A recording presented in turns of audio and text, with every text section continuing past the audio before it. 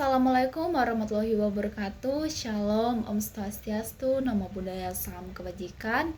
Perkenalkan, nama saya Indriani Dende dengan NPM 2263201021. Saya mahasiswa dari Universitas Widyagama Mahakam Samarinda, Fakultas Ilmu Sosial dan Ilmu Politik, Program Studi Administrasi Publik dengan mata kuliah Administrasi Kepegawaian dengan dosen pengampu mata kuliah Rini Yulia Fitz, SIP, MAP.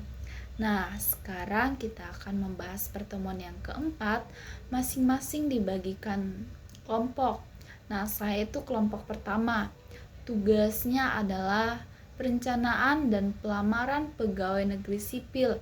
Jadi bagaimana PNS itu sendiri melamar untuk menjadi PNS. Yang pertama itu calon pelamar harus memenuhi persyaratan warga negara Indonesia atau WNI yang sehat, jasmani, dan rohani. Nah, yang kedua itu memiliki kualifikasi pendidikan sesuai dengan jabatan yang dilamar. Pendaftaran itu pendaftar itu melalui online, portal resmi, atau Badan Kepegawaian Negara atau BKN. Nah, atau instansi yang membuka lowongan. Yang ketiga itu mengisi formulir pendaftaran dengan lengkap dan benar. Pengumumannya itu seleksi, menunggu pengumuman hasil seleksi administrasi untuk melanjutkan ke tahap selanjutnya. Nah, yang keempat itu seleksi. Administrasi melengkapi berkas-berkas sesuai seperti fotokopi, ijazah, transkrip nilai, kartu identitas, dan dokumen pendukung lainnya sesuai dengan persyaratan yang ditetapkan. Mengikuti ujian tertulis jika diperlukan.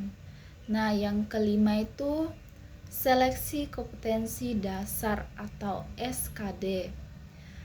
Peserta yang lolos seleksi administrasi akan mengikuti tes SKD atau seleksi kompetensi dasar. Tes kompetensi itu melalui tes akademik, tes wawasan kebangsaan, dan tes karakteristik pribadi. Nah, yang keenam adalah seleksi kompetensi bidang atau SKB. Peserta yang lolos SKD akan mengikuti tes SKB yang terdiri dari tes tertulis dan wawancara. Nah, yang ketujuh itu penetapan NIP dan pengangkatan. Peserta yang lolos seluruh tahapan seleksi akan ditetapkan sebagai PNS dan mendapatkan nomor induk pegawai atau NIP. Dilakukan pengangkatan resmi sebagai PNS. Pada setiap tahap, calon PNS harus memperhatikan persyaratan dan panduan yang ditetapkan oleh BKN atau instansi yang membuka lowongan agar proses pendaftaran dan seleksi berjalan dengan lancar. Baik, itu saja yang saya jelaskan dari kelompok saya. Saya tutup. Assalamualaikum warahmatullahi wabarakatuh. Shalom.